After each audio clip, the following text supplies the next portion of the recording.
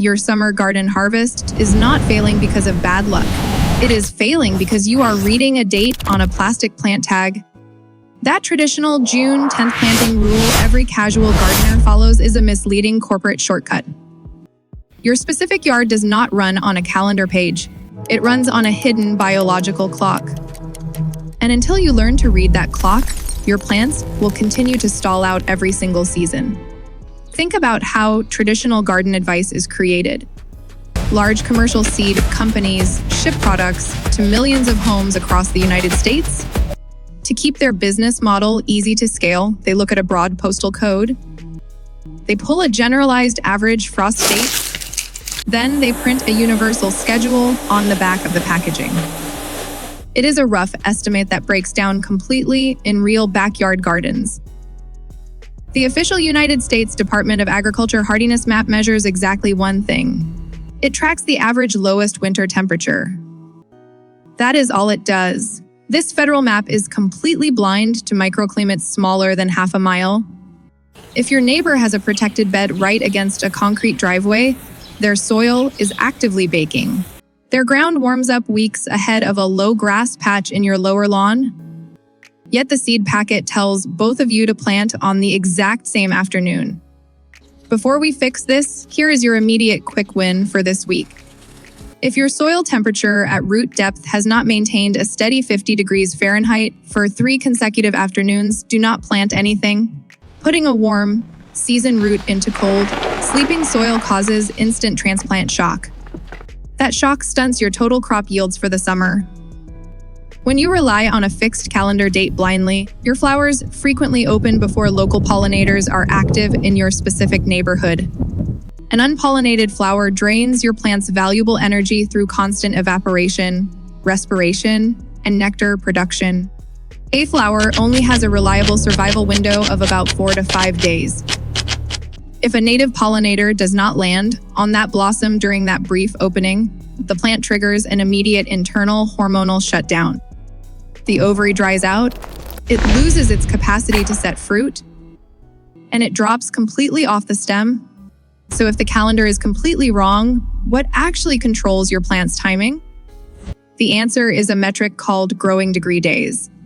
This is the only biological currency that your plants actually understand. Most gardeners follow generic dates, but precision growers track heat. Your plants cannot read a calendar, but their cells can count heat units. Growing degree days combine daily temperature and time into a single biological number. That number tells you exactly when a plant is mature enough to branch, bloom, or ripen its fruit. Think of it as a biological bank account. You do not need to calculate this perfectly every day. You just need to track the general upward trend. Let us say your backyard hits a high of 82 degrees Fahrenheit and a low of 58 degrees. Your average temperature for that day is 70 degrees. For almost every summer vegetable, development stops completely below a base threshold of 50 degrees.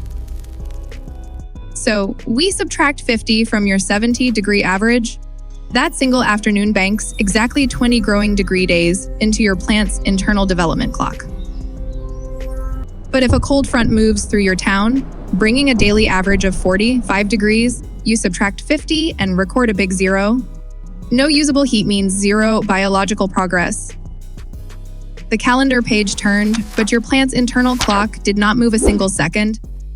This heat accumulation is critical because nature uses these exact thermal units to synchronize the entire ecosystem. When your yard hits its target number of total heat units, flowers activate hidden survival mechanisms. They begin emitting highly specific aromatic scents. They time their nectar production to match the exact windows when local native insects wake up. A massive global study covering 41 different crop systems revealed a powerful truth. Wild insect diversity increases your total fruit set by twice as much as relying on a single managed hive. Your goal is to time your garden's peak bloom to match the exact thermal window when the entire local insect population is active. Now that you understand the data, you can stop guessing. Here are 2 simple, data-driven strategies you can use in your backyard starting tomorrow morning. Strategy 1. Map your own yard-scale microclimates. Do not rely on the weather report from the regional airport miles away.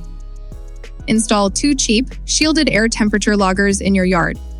Put one directly at canopy height in your main growing bed. Place the second one in the lowest, coldest pocket of your lawn. Track your cumulative growing degree days separately. You will quickly discover that different areas of your own property are running on completely separate biological schedules. Strategy 2. Build a localized heat sum ledger for your specific property. Pick a single crop you struggle with, like heirloom tomatoes or summer peppers. Look up its historical growing degree day requirement for flowering. This data is commonly available through university extension services. Write down your daily highs and lows in a simple notebook. By tracking the heat instead of the calendar year over year, you will build an ironclad roadmap for your specific microclimate. You will know precisely when your plants are preparing to flower days before the first green buds even appear. The commercial gardening industry uses standardized calendars because simple, static rules are easy to print and market to mass consumers. It is a commercial limitation, not a personal failure on your part. When you plant by a fixed date on a seed packet and your crop stalls out, you are simply experiencing a data mismatch. You are no longer bound to a generic printed calendar that treats every backyard in America exactly the same. You now know how to read your own soil warmth. You know how to calculate your own thermal heat units. And you know how to track real biological time. The grower next door is still waiting for a date on their smartphone. You are reading the actual metabolic clock of your plants. The calendar did not fail you. You simply outgrew it. Now that you know exactly why the calendar fails, your next step is mastering the specific numbers for your favorite crops.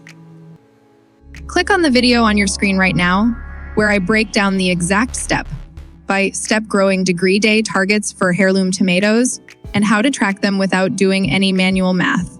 I will see you there.